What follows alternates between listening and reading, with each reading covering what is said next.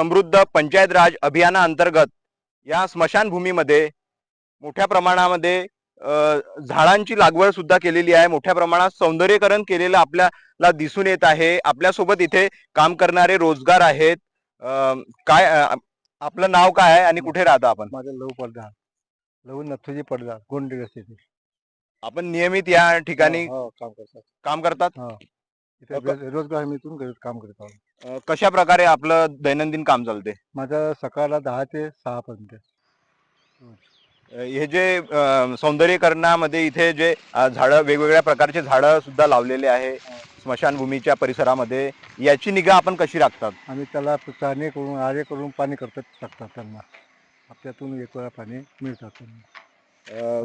आपण फळबागा याच्यामध्ये लागलेल्या आहे. चिकूचे झाड आहे, जांभूळचे आहे. मुख्यमंत्री समृद्ध पंचायत राज अभियानाअंतर्गत सध्या आपण काटोल तालुका अंतर्गत येणाऱ्या गोंडी डिग्रस या ग्रामपंचायत मध्ये आहोत. आपल्यासोबत काही स्थानिक नागरिक आहेत. नमस्कार काका, विदर्भ दर्पण न्यूज मध्ये आपलं स्वागत आहे. धन्यवाद. पंचायत मार्फत कुठल्या सुविधा गाव पातळीवर केल्या आहेत आणि काय सांगू शकाल? आमच्या गाव पातळीवर अनेक बऱ्याचशा सुविधा शासकीय योजनेतून ज्या काही आहे त्या सगळ्या सुविधा इथे अंमलात आणत आहे. आणि याकरिता या सुविधा सगळ्या आणण्यामध्ये आमच्या गावामधील सरपंच श्रीमती मंदाताई महंत तसेच त्यांच्या ग्रामाधिकारी सौ सुनीता पाटील यांचं मोलाचं मार्गदर्शन या गावामध्ये सगळ्यांना होत आहे. आणि त्या दृष्टीने स्वच्छता अभियान, त्याचप्रमाणे स्मशानभूमी, गावामध्ये इथे नाना नानी पार्क आणि अशा बरेचशा शासनाकडून ज्या काही योजना या ठिकाणी दिलेल्या आहेत शासन आपल्या गाव पातळीवर, त्या सगळ्या म्हणजे प्रत्येक बाबतीत अशा म्हणजे सक्रिय म्हणावं लागेल त्याला. पिण्याच्या पाण्याची व्यवस्था वगैरे कशी काय? पिण्याच्या पाण्याची व्यवस्था पण एकदम सुंदर आहे. रोज पिण्याच्या पाण्याचं निर्जंतुकरण केलं जातं. ग्रामपंचायतच्या जे काही कर्मचारी आहेत त्यांच्याकडून कचरा विल्हेवाट वगैरे कसं केलं जातं? कचरा विल्हेवाट सुद्धा योग्य पद्धतीने त्याचा विल्हेवाट केला जातो. कचरा विल्हेवाटसाठी गावामध्ये त्यांनी ते कचऱ्याचं जे हे केलेलं आहे, जिथे सगळे गावामधले जे नागरिक आहेत त्या ठिकाणी आपल्या घरासमोर कचरा न ठेवता त्या कचरा पेटीमध्ये तो कचरा टाकला जाते आणि त्याची विल्हेवाट लावल्या जाते. आपल्यासोबत काही स्थानिक नागरिक आहेत. नमस्कार, विदर्भ दर्पण न्यूज मध्ये आपलं स्वागत आहे. नमस्कार. काय नाव आहे आपलं? पराग सुरेंद्र महंत. या ग्रामपंचायत विषयी काय सांगू शकाल? कोणकोणते उपक्रम गावामध्ये राबविलेले आहे? कोणत्या पद्धतीने इथलं कार्य दिसत आहे आपल्याला? आमच्या इथे ज्या मूलभूत सुविधा आहे म्हणजे त्यामध्ये फर्स्ट प्रायोरिटीवर आमच्या आरोग्याच्या संबंधात नाल्या असो किंवा रस्त्याच्या कनेक्टिव्हिटी असो ह्या आणि पिण्याच्या पाण्याची व्यवस्था असो, आम्ही ह्या आमच्या ग्रामपंचायतमधून फर्स्ट प्रायोरिटीवर पिण्याचं पाणी हे शुद्ध लोकांना देण्यात येते. त्यानंतर रस्त्याची कनेक्टिव्हिटी जी काही आहे ती फार सुंदर तऱ्हेने म्हणजे पूर्ण काटोलपर्यंत, सिटीपर्यंत, गावखेड्यापर्यंत, पांदीपर्यंत सगळीकडे लक्ष देऊन रस्त्याची कनेक्टिव्हिटी फार सुंदर प्रकारे तयार केलेली आहे. त्यानंतर तिसरी जी आहे आरोग्याच्या विषयात नालीचा प्रश्न. आमच्या इथे एकही नाली म्हणजे रस्त्यावरती असं सांडपाणी रस्त्यावरून जात नाही. सगळं अंडरग्राऊंड नाल्या केलेल्या आहेत. त्यामुळे आरोग्याच्या दृष्टिकोनातून असो, मूलभूत सुविधांच्या शेतकऱ्याच्या दृष्टिकोनातून असो, रस्त्याची कनेक्टिव्हिटी असो, या संदर्भात ग्रामपंचायत चांगल्या प्रकारे कार्य करत आहे. आणि तसेच आमच्या इथे घनकचरा व्यवस्थापन असो, म्हणजे जर गावातील कचरा असो त्या कचऱ्याच्या संदर्भात जागोजागी डस्टबिन लावलेले आहेत. त्यानंतर आम्ही ग्रामपंचायतने आम्हाला मागच्या वेळेस एक महिला मेळावा ठेवून त्यांना ओला कचरा, सुका कचरा याकरता डस्टबिन सुद्धा दिलेले आहे. आणि त्याच माध्यमातून सगळ्या लोकांनी कचरा त्यामध्ये टाकून त्याचं निलंबीकरण करण्याचं काम सुद्धा ग्रामपंचायत करतात. तसेच आमच्या इथे मागील काळामध्ये आरोग्याच्या विषयी ज्या काही आशा वर्कर्स आहे, अंगणवाडी सेविका आहे, आता आमच्या महंत साहेबांनी सांगितलं त्याचप्रमाणे ते सुद्धा जर थोडक्यामध्ये जर आजार कुठे आढळला असतं त्यांच्या म्हणजे फर्स्ट स्टेजला त्या नॉर्मली औषधी देतात. आणि जर त्यांना कुठेतरी वाटलं की क्रिटिकल आहे तर ते एनवा PSC ला रेफर करतात. त्यामध्ये सुद्धा ग्रामपंचायत आम्हाला मदत करते. शैक्षणिक सुविधा जर बघितल्या, प्राथमिक शाळा ज्या आहेत त्याबद्दल कसं नियोजन आहे इथे? शैक्षणिक म्हटलं तर आमच्या इथे शाळा सगळ्या डिजिटल आहेत. त्यानंतर आमच्या इथे मागील काळामध्ये संख्या फार कमी होती. पण मागील 5-10 वर्षापासून ग्रामपंचायतीने लक्ष देऊन 4 ही संख्या आमच्या इथे 10 वर्षाच्या आधी होती.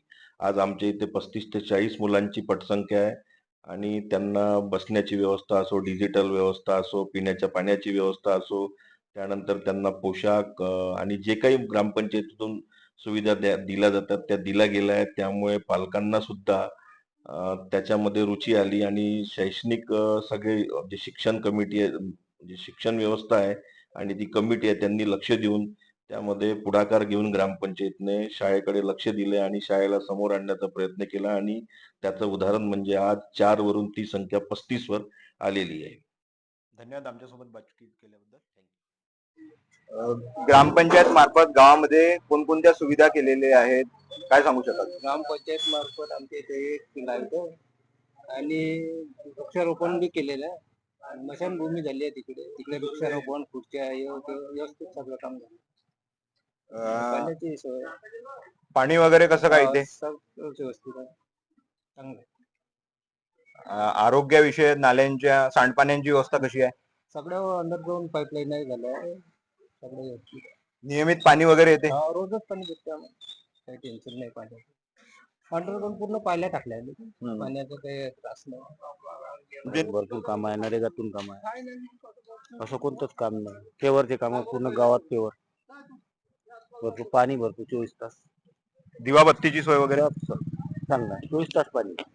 म्हणजे तुमच्या मते ग्रामपंचायत कार्य गाव पातळीवर चांगली आहे. आपल्या सोबत गोंडी डिग्रस येथील बचत गट मधील महिला आहेत.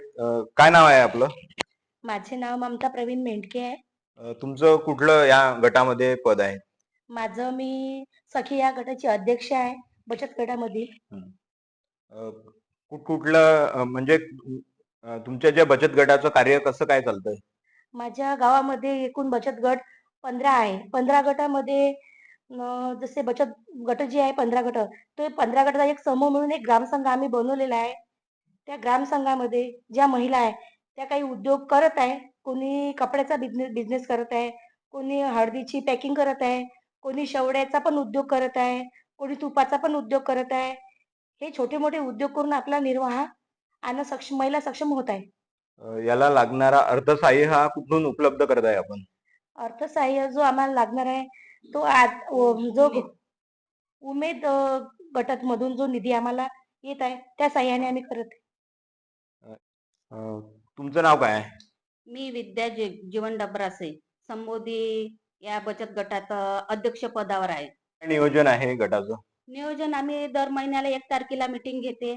मीटिंग मध्ये बचत जमा करते. आमची आधी 50 रुपये बचत याप्रमाणे होती. आता नंतर आम्ही 100 रुपये केली, त्याच्यानंतर 200 रुपये केली. आता आमचं बँक बॅलन्स सध्या 1 लाखापर्यंत आहे आणि आम्ही बाहेर 1% व्याज देते, बाहेर म्हणजे गटातील महिलांना. गटामध्ये कुठले उपक्रम आपल्या तर्फे राबविले जातात? जसं आमचा ग्रामसंघ आहे, खुशी ग्रामसंघ आहे आमचा. त्याच्यात 15 गट जोडलेले आहे. आम्ही त्याची मीटिंग 10 तारखेला घेते आणि सर्व अध्यक्ष सचिव ह्या मीटिंगला येतात. त्यांना महिला स्वच्छतेबद्दल सांगणे, महिला सक्षमीकरण बद्दल सांगणे, कोणता उद्योग करणे. जसं आता आम्ही हळदीचा उद्योग आहे, माझा हळदीचा उद्योग आहे, या ममताताईचा पण हळदीचा आहे, शेवड्याचा आहे, नूडल्स वगैरे, चक्कीचा आहे, ह्या छायाताई नाकाडे यांचा दुग्ध व्यवसाय आहे. आणि माझ्या बचत गटामध्ये एक विधवा महिला आहे, निलिमा योगेश निस्वादे.